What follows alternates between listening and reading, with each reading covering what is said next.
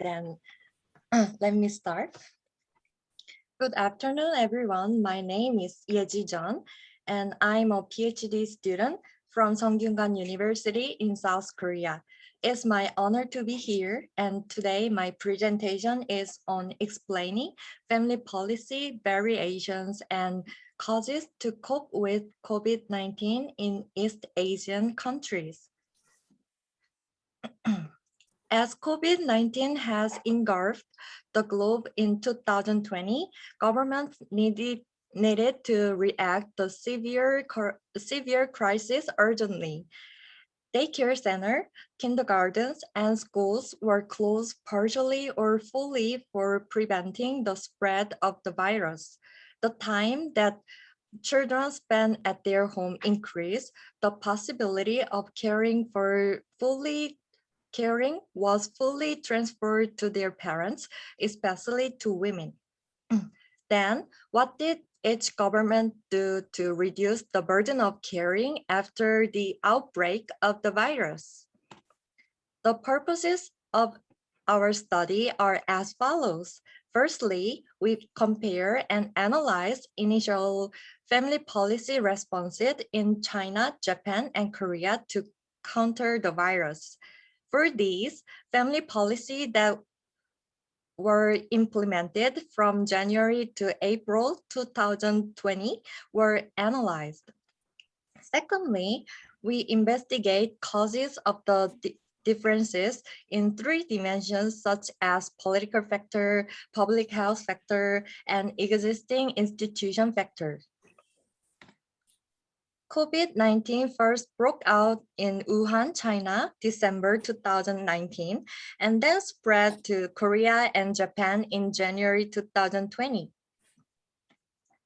In March, WHO declared the situation a global pandemic. From now on, I'll briefly explain the number of confirmed cases of COVID-19 and its government quarantine guidelines in China, Japan, and South Korea from January to April 2020.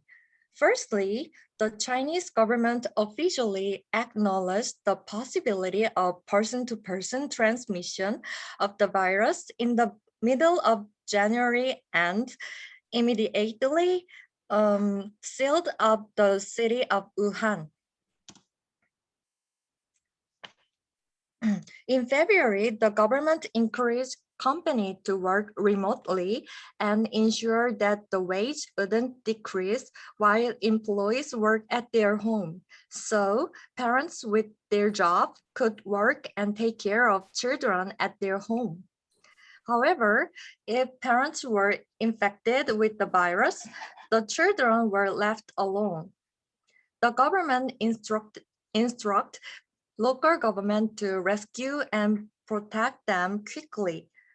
In addition, the Ministry of Education built an environment where students could take their classes using TV, computers, or cell phones.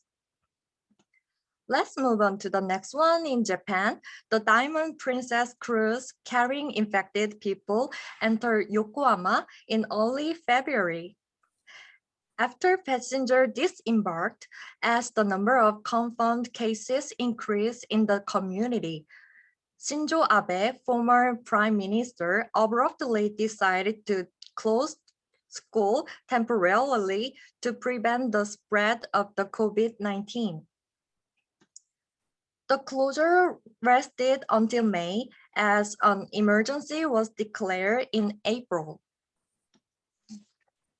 Next, in Korea, epidemiological investigations were conducted and the movement of close contacts were tracked after the first case occurred in January. In the Shincheonji religious event in Daegu triggered the spread of the virus nationwide in February. The government officially issued social distancing guidelines in March. On the same day, the Ministry of Education postponed the opening of daycare center, kindergarten, and schools. They eventually started to open sequentially from oldest to youngest in April, a month later than usual. All right, now let's take a look at a classification of family policies. It can be divided into cash, time, and services based on the method. The table summarizes family policies implemented in each country after COVID-19. Subsidies, unpaid or paid leaves, and childcare services are examples of cash, time, and services. From now on, I'm going to talk about the family policy responses in the order of China, Japan, and Korea.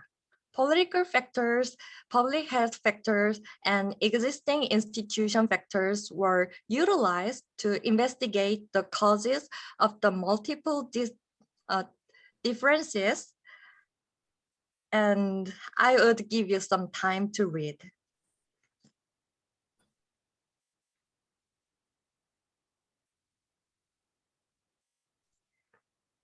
And actually, I'll address this in more detail later in my presentation. In China, universal family policies weren't implicated.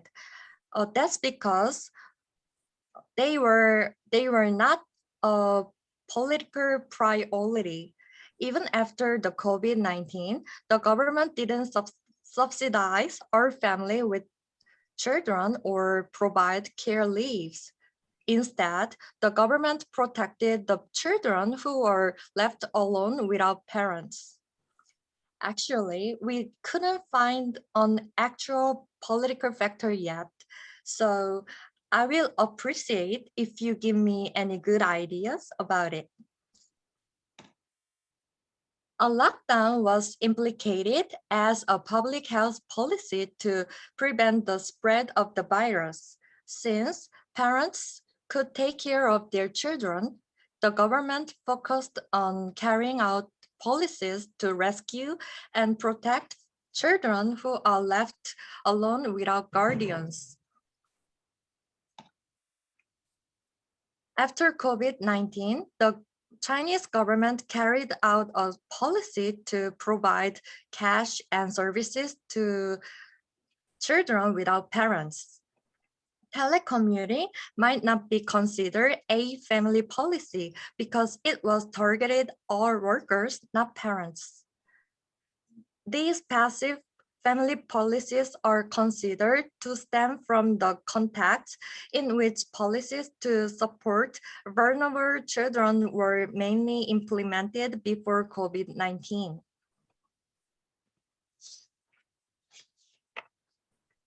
Now, let me tell you about the factors in Japan. Tokyo Olympic were to be held in July, but as you know, due to COVID-19, it became uncertain. The former Prime Minister suddenly enforced temporary school closure to stop the spread of the COVID-19.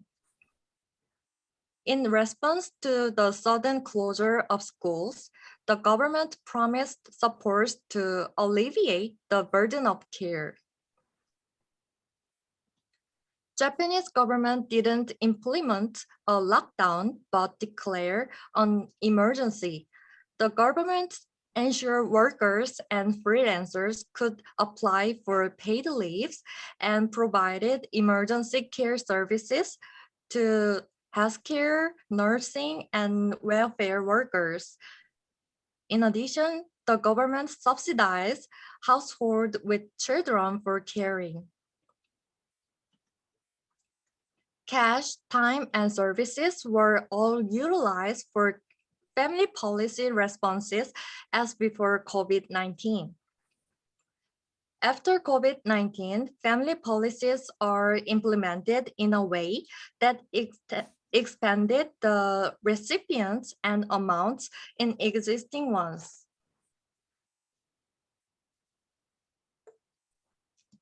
Next, in Korea, there was a parliamentary election in April. Interestingly, both the ruling party and opposition parties supported implementing family policy actively to win more votes in the election. For expedited processing, a method of temporarily expanding existing policies was adopted. Korean governments carried out social distancing like Japan, so movement was relatively free. When social distancing was implemented, stores had difficulty operating due to fewer customers. Family policy of paying cash was also carried out for the purpose of boosting the local economy. Both before and after COVID-19, cash, time, and services were all utilized.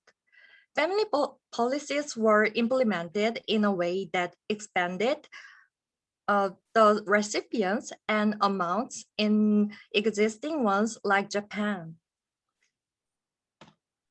The theoretical implication of this study can be summarized into two. Firstly, the family policies after COVID-19 have strengthened existing policy paths instead of changing significantly. Secondly, gender inequality couldn't get worse in terms of policy performance. Since gender hasn't been considered in the family policies, women's precarious labor market status need to be considered. Furthermore, limits of existing family policies need to be supplemented to respond to future infectious diseases effectively. This is my reference and this is my email. Please do not hesitate to contact me if you have any question about our research. Thank you very, very much. Thank you. Yes, I'm here. I'm sorry, but I had problems for entering the room. So unfortunately, I missed the start of your presentation, but I think I got half of the presentation. It was really very good. Thank you for that.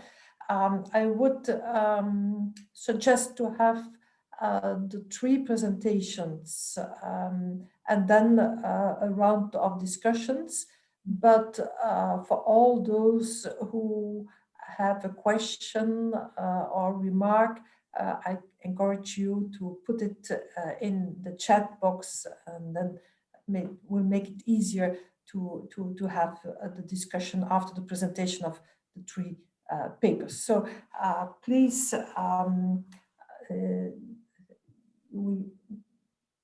yes, you should, Yichi, you should go out the, or you should stop sharing.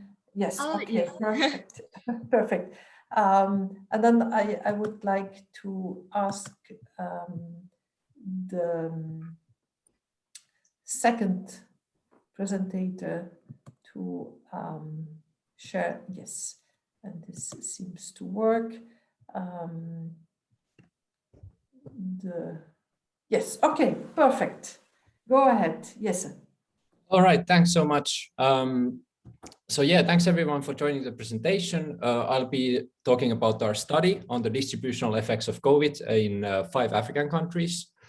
One thing I want to note up front is that this actually comes from a collaboration of more than 30 people, both in Africa and also in the UK and in Finland. So we are quite a large group. Here we go. All right, so here are the contents of the presentation. I'll talk a little bit about some background of the study, but focus mostly on the methods and some early results we have from the study. So let's start with the background. So this study is conducted as part of the Southmont Research Group at UNU Wider at the United Nations University. And in the Southmont project, our main focus is on developing these so-called tax benefit microsimulation models, mainly for developing countries, and using them for applied policy-oriented research. Here I've listed some reasons why microsimulation can actually be a useful tool in these countries. Another thing to mention is that our work in the Southmont group is very collaborative. We work with so-called national teams, national research teams in our partner countries, including teams from the 5 African countries that are part of the COVID study that I'll be discussing here. And relatedly, the Southmont program has a very heavy focus on capacity building. Basically, we provide training for the national teams I mentioned, and also other stakeholders in the developing world, including policymakers. And all of this work is also supported by other organizations, including SASPRI and the University of Essex, mentioned here, both based in the UK. So one heavy focus for about a year now has been this study on COVID-19 that I will talk about here. So we are studying the effects of the pandemic and related policies on inequality and poverty in the 5 African countries mentioned here under the first bullet point. We also have already published 2 studies on South Africa and Ecuador, focusing on the short-term effects of COVID-19 in these countries. And we're doing similar work in Vietnam. Okay, so here are the main objectives of the study. The first one is simply estimating the kind of direct effects of the pandemic on poverty, inequality, and public finances. Second, assessing the effects of different COVID-related tax and benefit policies on mitigating any of these income losses that result from the pandemic. And finally, we also developed these so-called comparative estimates across the 5 countries in the study. Then I'll talk just a little bit about our methods. Basically, these are the different steps in our analysis. We start by developing kind of a counterfactual for 2020. Basically, this is a data set with information on the population and their incomes that reflects what would have happened without COVID in these different countries. I don't talk about this step here in much detail, but maybe I'll say that we have these underlying survey-based data sets used in the African microsimulation models. They come from years between 2014 to 2018, and we reweight them so that they match with population estimates from early 2020. And we call these our kind of pre-crisis data sets. We also apply kind of standard uprating to the different economic variables in the data, like consumption expenditures and incomes. The second step is developing so-called crisis data sets that actually account for the effects of COVID in 2020. As you all know, the different lockdown measures, government restrictions, voluntary reduction in consumption, all of these factors have reduced economic activity compared to the baseline or counterfactual situation without COVID. And our basic approach is to look at how labor incomes changed across different industries, and we proxy those changes by industry level shocks to GDP. We then translate those shocks to the microdata, the individual level data, and I'll talk about that a little bit after this. Maybe good to mention that in ongoing work, we also take another step and use individual level survey data to look in a little bit more detail on these labor market transitions and which types of workers actually lose income as a result of the crisis in these different countries. The third step of the analysis is gathering information on different tax benefit policies that were adopted in response to COVID in these countries, and also incorporating those policies in the microsimulation models. And finally, we use the models and different data sets to estimate the effects of the pandemic and also the effects of these new COVID-related tax benefit policies. I'll talk a little bit about these different steps next, starting with the creation of these data sets that actually account for the effects of COVID. So as mentioned, we start with these industry level GDP shocks. And this is kind of the basic approach how we derive those shocks. Just as an example, this is GDP of the accommodation and food services sector in Uganda. Here we simply predict the 2020 GDP using a linear trend from 2017 to 2019. And the kind of counterfactual prediction for 2020 based on these past years is shown in the blue bar here. And to get the shock, we simply compare the counterfactual, the blue bar, to the actual GDP in that industry from the data. And the actual GDP is given in the red bar here. So for this sector in Uganda, the estimated shock is around 25% from the trend. And at the moment, as I mentioned, we have these types of relatively simple estimates for all industries in all of these 5 countries that are part of the study. So this one is the shock for the accommodation sector I showed in the last slide. And here are the rest of the shocks for Uganda. You can see, for instance, that education, professional and scientific activities, accommodation were quite heavily affected. Maybe one interesting thing to mention is that agriculture have been very limited in these countries, including also Uganda. You can see agriculture here at the very bottom of the list of industries with negative shocks. So the next step is to translate these industry level shocks to the individual level data. And I'll use this shock of 25% in the accommodation sector as an example of kind of how we've done this, how we've moved from the industry level shocks to shocking incomes at the individual level. So the first thing we do is we assume that labor income in that same sector is reduced in proportion to the estimated GDP shock. So if GDP reduces by 25% in 2020, we also assume that labor income in that sector is reduced by 25%. This is the more important step. So we assign workers in that sector unemployed with 0 income so that the total labor income in that sector is reduced by the same number, so 25%. So far I've talked about the accommodation sector, but we do this randomly for workers in all industries with a negative GDP shock, so that in each industry, the GDP shock matches the labor income shock. And finally, I mean, this has been about income so far, but in the models, we also need to adjust household consumption expenditures. We do that essentially by reducing them in proportion to the income changes. And this actually comes with quite a few extra steps, which I'll leave out just to save some time. So the next step of the analysis is finding information on these tax benefit policies adopted in response to the pandemic. Basically, how we've done this is we've been in contact with the national teams in all of these countries, and they have provided us with information on the details about different policies that have been adopted last year.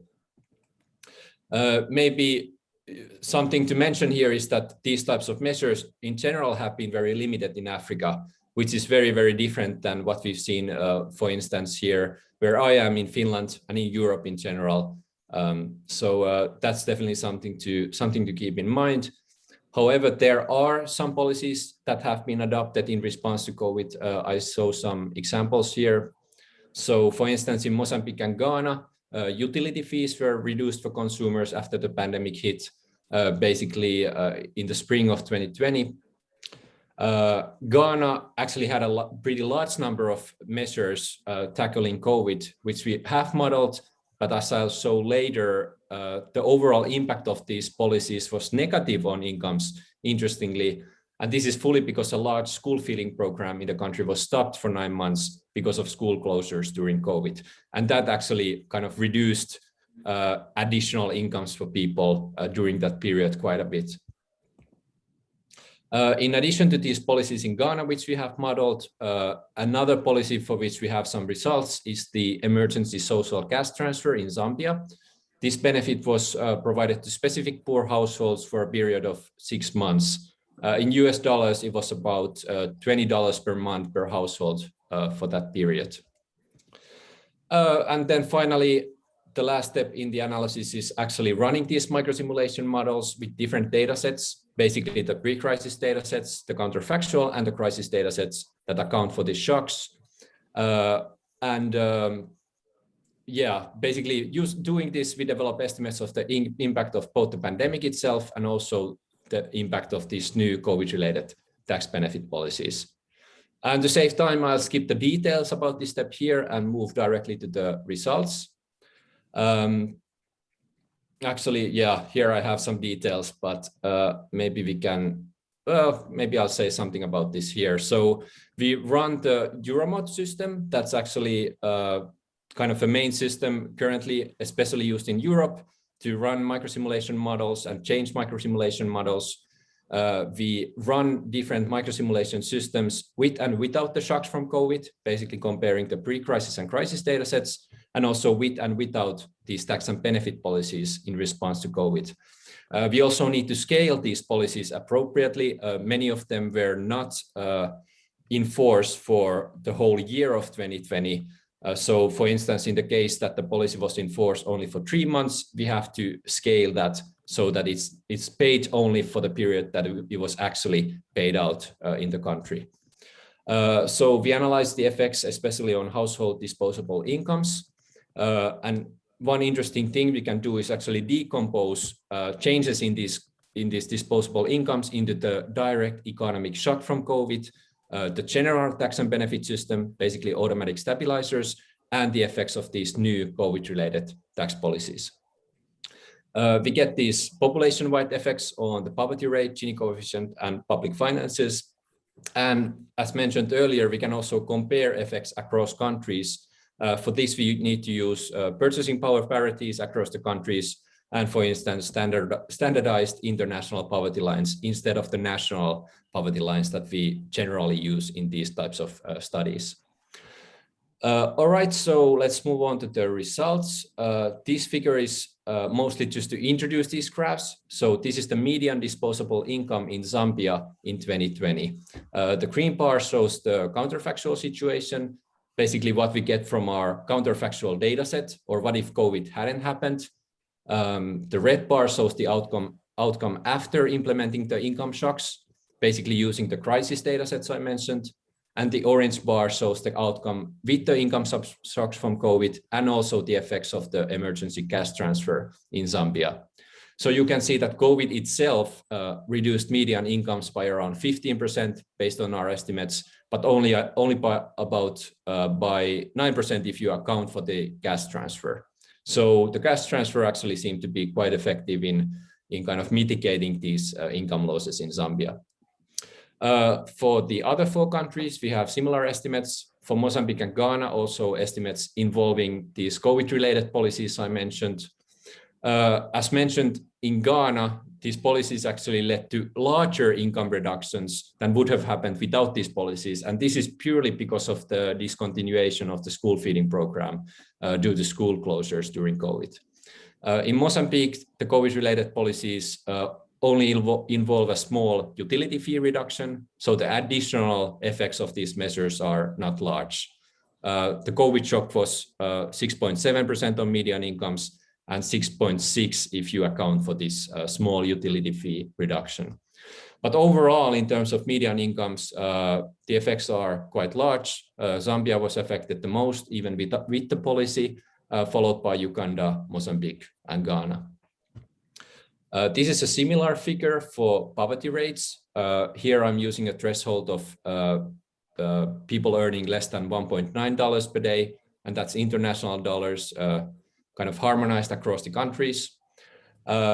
Here we can see, for instance, that in Zambia, poverty rate went up by 3.4% after accounting for the new income transfer.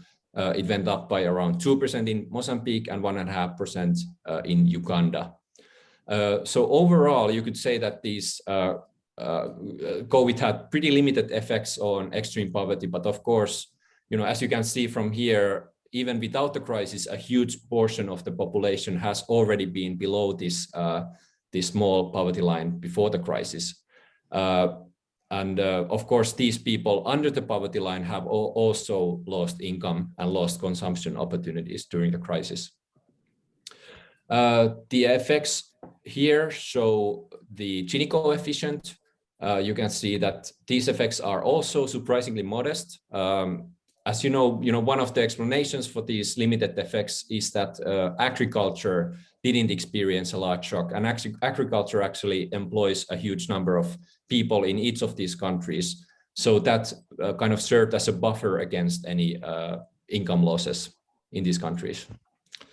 So here were the comparative results. I'll show a few graphs with country-specific results using this decomposition method I mentioned. This first is the reduction in disposable household income in different income quartiles in Tanzania.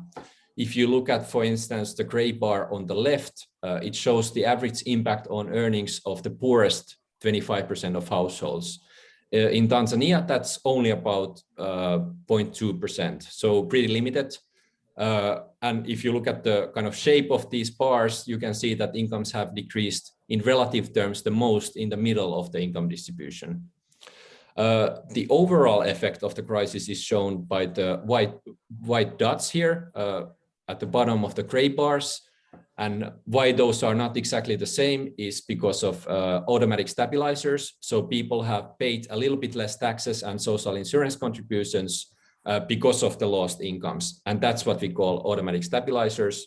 And those are shown in the white blue bars here at the top. And if you look at these automatic stabilizers in a little bit more detail, you can see how those are or what components those are decomposed of. You can see that, for instance, in the top quarter, people have paid less social insurance contributions and also quite a bit of less taxes because of the income reductions. But again, if you look at the scale, these automatic stabilizers have had a pretty limited effects compared to the overall shock. The second graphs shows the same overall figure for Uganda. Here, the income losses are much larger. If you look at the scale here, for instance, the top quartile loses around 8% because of COVID. And after you account for the automatic stabilizers, maybe 6.5% here. And interestingly, the shape is kind of regressive, so or progressive, you could say. So the higher income households lose much more income because of the crisis. And again, automatic stabilizers have almost only alleviated income losses in the top quartile, where people have paid substantially less taxes compared to the counterfactual. But automatic stabilizers in general, not just in these two countries, but across all of these 5 countries, they have had a pretty small limited effects on alleviating these income losses. Then for Zambia, I'm just showing the results of the effects of the emergency gas transfer that I mentioned earlier. You can see that the scale is pretty large here. In the bottom quartile, incomes were estimated to increase by around 16% on average, basically just due to the gas transfer. But at the same time, in absolute terms, of course, the people in the bottom quartile, they don't earn that much. So this might actually seem larger than it is in absolute terms. So yeah, just to summarize our findings, we found quite modest increases in income inequality and poverty across the countries we looked at. The effects vary to some extent across countries and also across the income distribution in these countries. Maybe quite interestingly, high-income households were also affected by the shock, similar to the lower-income households, if not more in some countries like Uganda.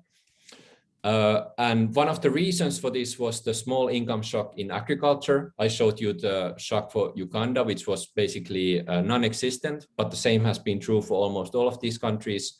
So as mentioned, agriculture served as kind of a buffer against economic losses, especially at the bottom and middle parts of the distribution.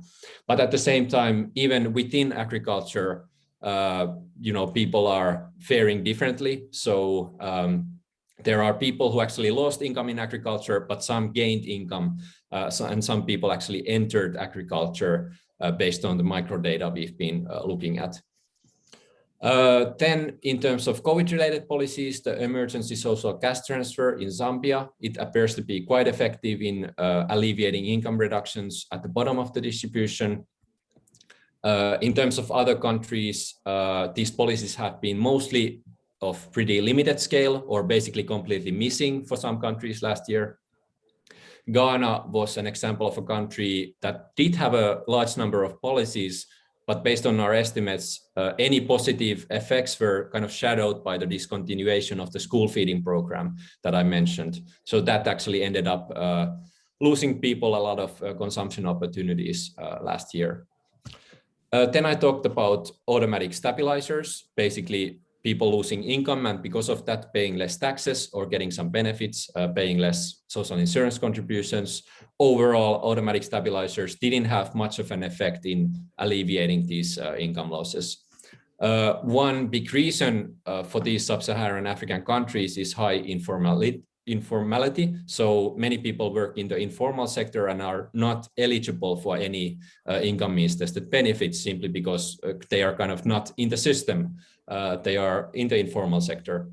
And by the same token, in these sub-Saharan African countries, the countries rarely have any substantial income means tested benefits in the first place. So that's another reason for the limited effects of these stabilizers. One limitation in the analysis at the moment is relying purely on these industry-level GDP shocks to derive the income shocks for individual workers. Of course, compared to Europe and other countries, in the Western world, we've worked with pretty limited data. So the industry-level GDP shocks is kind of the best we can do in terms of looking at what happened in 2020 at the industry level across these countries. And related to this, I mentioned that for now we've used this kind of random allocation of workers into unemployment with zero income, which is of course kind of an assumption we have to make based on the data.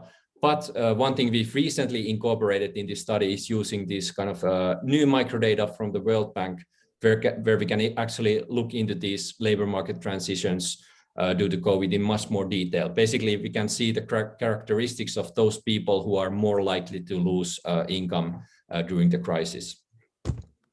So yeah, that's the presentation. I'll leave you with some links here. The link at the bottom especially might be helpful if you're actually interested in using these models yourself.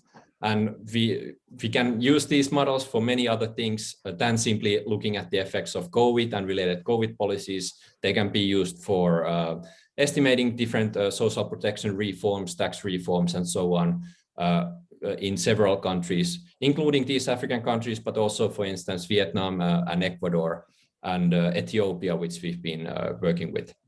So yeah, you can contact me using that email address, lastunen@wider.unu.edu. But yeah, that's it. I'm happy to answer any questions now or after the next presentation. So thanks. Thank you.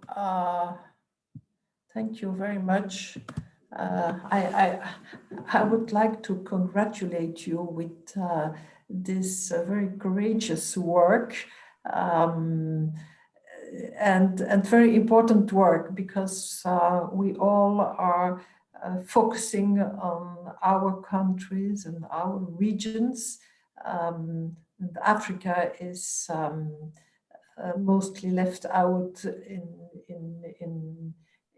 well, not only in our analysis, but also in public debate and the newspapers, etc. So I think this is really very important work.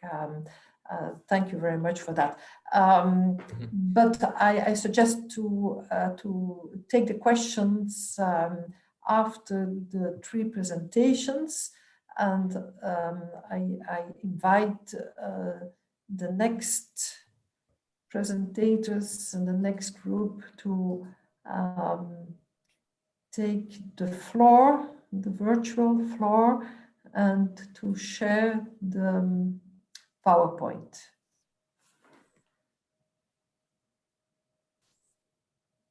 Okay. Can you see my screen? Perfect. Yes, perfect. Thank you. Okay, let's get started. Good afternoon, everybody. This is Xue Li from Fudan University. And today I'd like to present our research on the relationship between the central physical transfers in China and the expansion of social security system. And this research is a collaboration between me and my friend Changquan Jiao, who is from Beijing Normal University. First of all, let me introduce a little bit about the background of the development of social security system in China. In the past 2 decades, the social security system has been established and expanded in China. For instance, a series of social assistance programs has been established, such as the minimum living standard scheme for urban residents and for rural residents, and employment services for migrant workers. At the same time, the social insurance system has been established as well. It was expanded from covering only those employees of state-owned enterprises to employees of private and foreign enterprises. Here is a graph about the increase of the social security expenditure as the expansion of social security system. And the x-axis is the year from 2000 to 2017, and the y-axis is amount of the social security expenditure in billion yuan.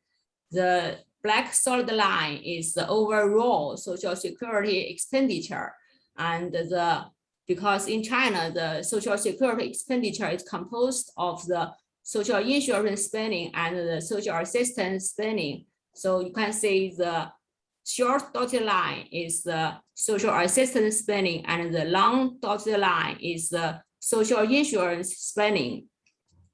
From this graph, in the year of 2000, all these expenditures is about 100 to 500 billion yuan, but in 2017, you can see it has been increased rapidly to about 7,000. For the overall expenditure, it has expanded to about 7,000 billion yuan. It means it's increased a lot.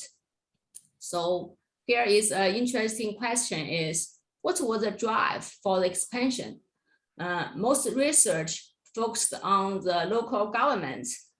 Because in China, the social security system is localized, and the local governments bear the responsibility of most of the social security expenditure. And the most research believes that the local government was the main drive for the expansion of social security expenditure. But actually, after the tax sharing system in 1994, most local governments were short of physical revenue, and many of them received the central physical transfers to make ends meet. That is, without the physical transfers from the central government, actually these local governments cannot make ends meet. So here is another graph about the sources of the local expenditure. Same again, the x-axis is the year from 2000 to 2017, and the y-axis is the sources of the local expenditures. It's the amount in billion yuan as well. The black solid line shows that from 2000 to 2017, the overall local expenditure increased a lot, and the short dotted line, which is at the bottom of the graph, is the central physical transfers from the central government. It means that almost half of the local expenditure is supported or is given from the central government. In other words, without the support or help from the central government, the local governments cannot make ends meet. So our question is whether the central physical transfers encourage local security expenditure, and if so, has subnational inequality of social security expenditure reduced? In China, the social assistance system and the social insurance system are both localized, and the social assistance system is managed by the local general budget, and the social insurance system is operated through another budget, which is called the social insurance funds budget. And because of these localized institutional arrangements, the generosity of the social assistance and the social insurance expenditures vary from region to region. And the central physical transfers include the three parts, that is the tax refunds, general physical transfers, and special physical transfers. The tax refunds were refunds of taxes that the local government handed in to the central government. They were used to encourage the local government's support for local economy. At the same time, the general physical transfers have the purpose of equalizing physical capacity across regions, such as it include these items such as the rural educational transfers or some grassroots physical deficit transfers, some other, and as well as some other transfers to help with those people who were impoverished. And in addition, the special transfers were earmarked funds. They were used for special use, such as the subsidies for social security expenditure and subsidies for social insurance funds and some other anti-poverty funds. From these institutional arrangements, we can see that the general transfers and the special transfers seem both play a role in the social assistance and the social insurance spending. Here is a graph about the composition of local expenditures in the year of 2000. And the black bar is the amount from local revenue, while other bars means the transfers, the different categories of transfers from the central government. We can find that actually for many provinces, the size of the central transfers make up a significant part of the local expenditure. Here, the x-axis is the amount of physical expenditure per capita at each provinces. This is the year in 2000, and let's move to the year of 2017. Here, the x-axis is still the amount of local social expenditures per capita, and we can find that all this number increased 10 times of that in the year of 2000. And the y-axis is the different provinces of China. Here we can find that the physical transfers, such as the general transfers, special transfers, or tax refunds, all make a contribution to the overall local expenditures. But since the differences of each province is still huge, here we find that the local level physical expenditures is largely influenced by the physical transfers from the central government, but we have no idea whether these central transfers can be transformed to some increase of the social security expenditure of local government. Regarding the question of how to explain the expansion of social security regime of China, there are about 3 approaches. The first one, or the dominant approach, focuses on the fragmentation of social welfare system. It says that the drive or the motivator is the local government because they were responsible for the expenditures of social security.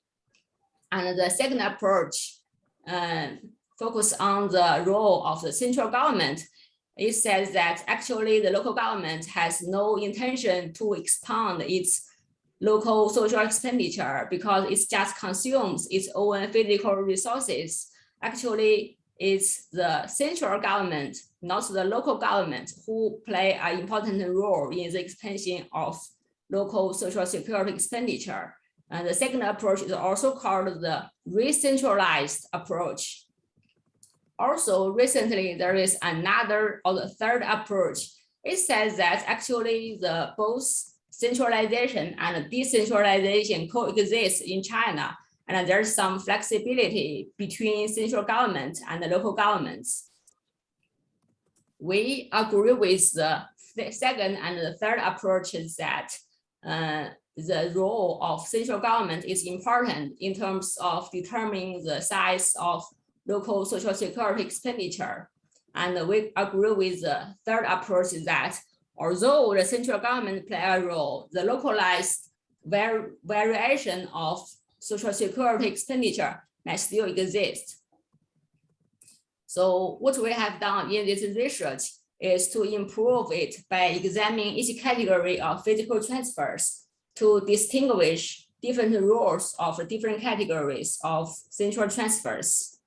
We make three hypotheses. The first two states that the first one states that the general transfers that a local government receives encourages social assistance expenditure and social insurance expenditure. And the second hypothesis states that the special transfer has a similar role as that of general transfers.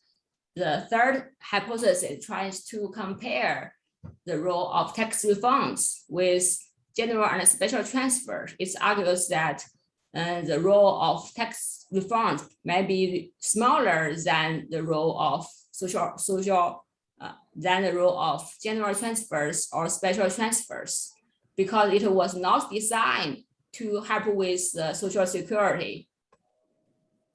We use provincial level panel data from different sources spanning from the year of 2000 to 2017.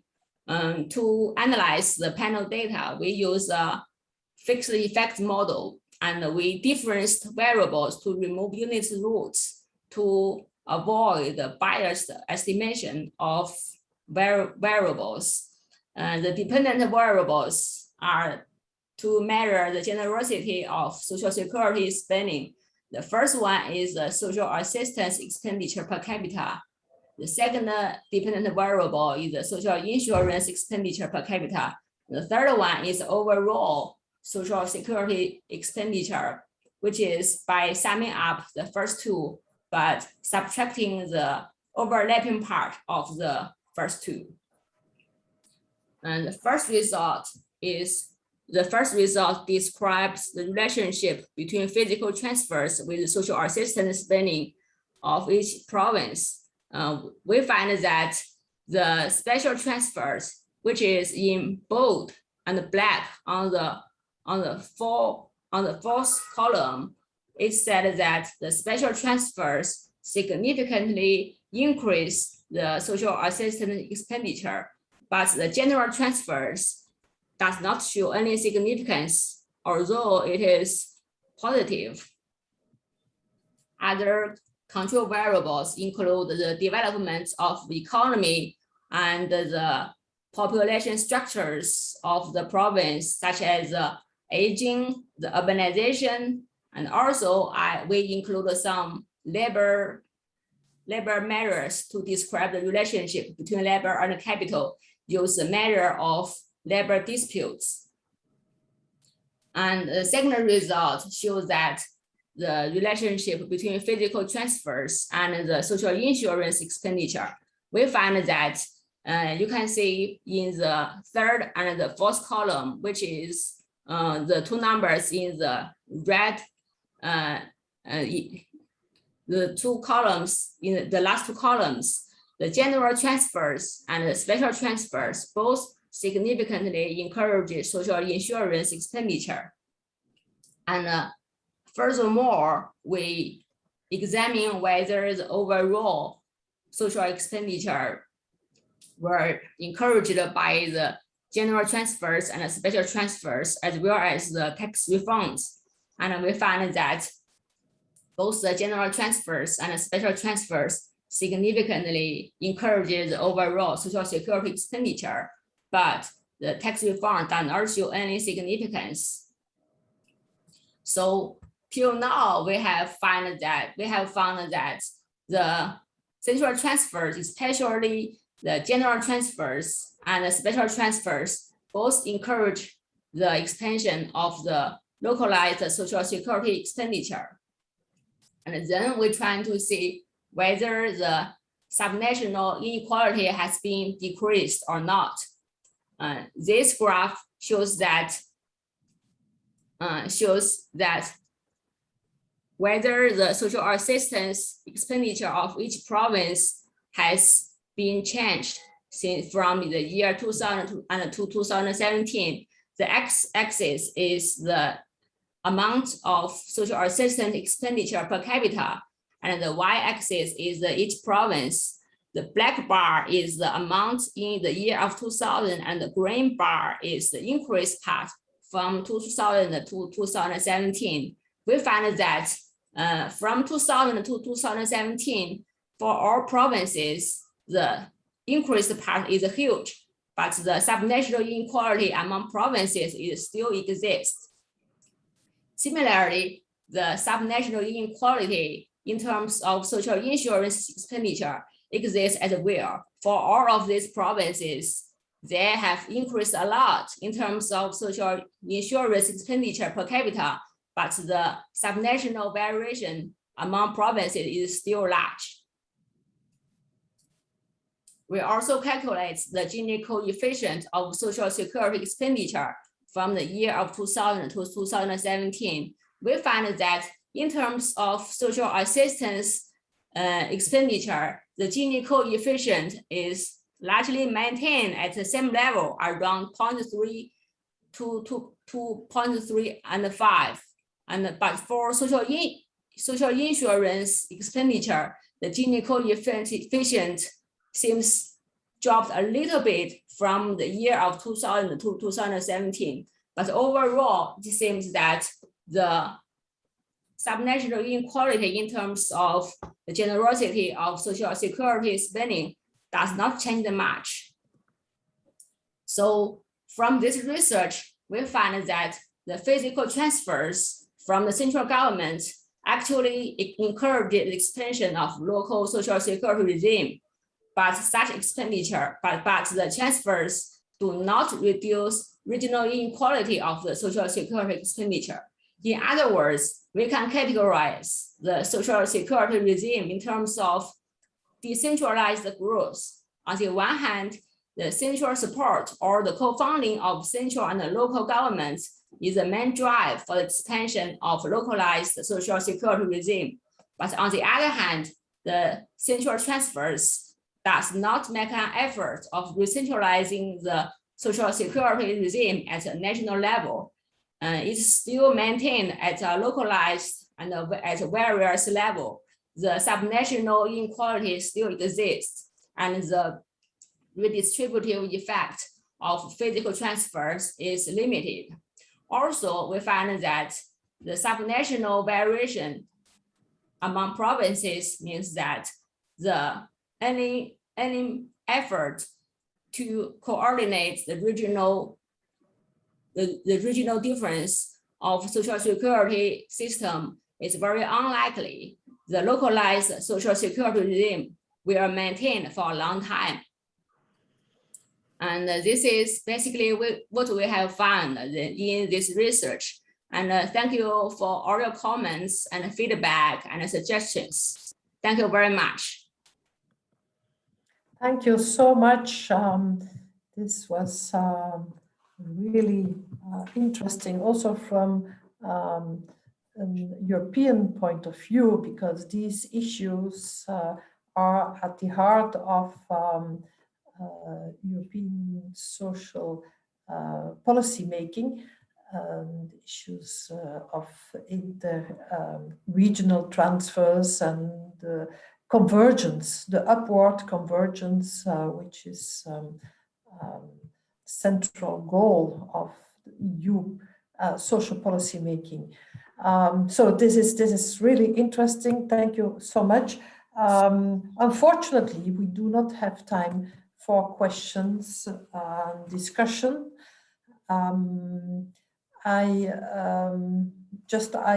encourage everyone to put questions in the chat box. And I see that some of you already did. So maybe if there are some other questions, we can extend our session with 1 or 2 minutes. Is there someone who wants to take the floor?